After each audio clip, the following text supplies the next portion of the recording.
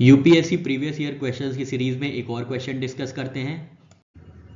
Question यहाँ पे था the total fertility rate in an economy is defined as. तो यहाँ पे डायरेक्ट कॉन्सेप्ट की टेस्टिंग हुई थी, आपको ये बताना था कि टोटल फर्टिलिटी रेट क्या होता है, कैसे डिफाइन किया जाता है एक इकोनॉमी में, इसके बारे में आपसे पूछा था।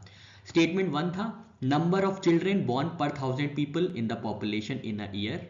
स्टेटमेंट 2 था the number of children born to a couple in their life time in a given population. Statement 3 था birth rate minus death rate.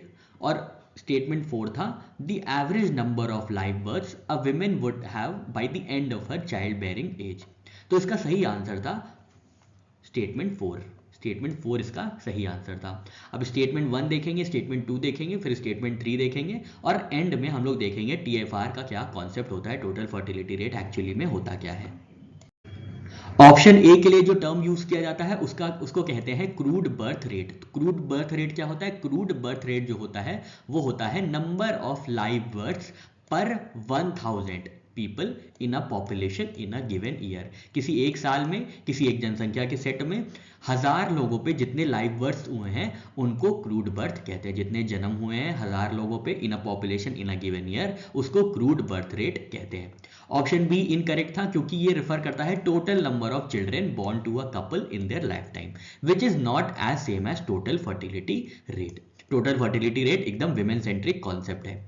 Option C कहता है, ऑप्शन सी भी इनकरेक्ट है क्योंकि ऑप्शन सी का जो टर्म है वो है नेचुरल इंक्रीज इन पॉपुलेशन, जिसको निकाला जाता है, जिसको कैलकुलेट किया जाता है as birth rate minus death rate. तो यहां पे अब हम लोग ने देखा क्रूड बर्थ रेट और ये नेचुरल इंक्रीज इन पॉपुलेशन का कॉन्सेप्ट। अब हम लोग टीएफआर पे बढ़ते हैं। टोटल फर्टिलिटी रेट की बात करें तो ये क्या होता है? ये it is average number of children a women is expected to have.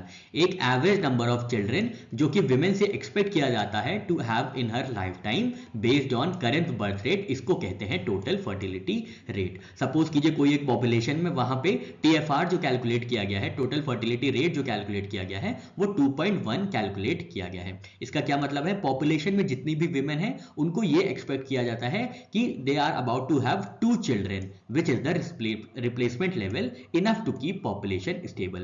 मतलब हर विमेन जो है 2 चिल्ड्रन बेयर कर रही हैं। अब 2 चिल्ड्रन से ज्यादा कोई 3 चिल्ड्रन अगर बेयर किया तो वो क्या होगा? तो पॉपुलेशन बढ़ जाएगी, पॉपुलेशन ग्रो हो जाएगी। 2 से कम अगर वहां पे टीएफआर हो गया, टोटल फर्टिलिटी रेट हो गया, मान लीजिए 1.5 हो गया, तो ये कम हो गया, तो इससे क्या होगा? इससे पॉपुलेशन श्रिंक कर जाएगी। तो टीएफआर अगर 2.1 से ज्यादा है तो पॉपुलेशन ग्रो करती है और अगर कम हो जाता है तो पॉपुलेशन घट जाती है।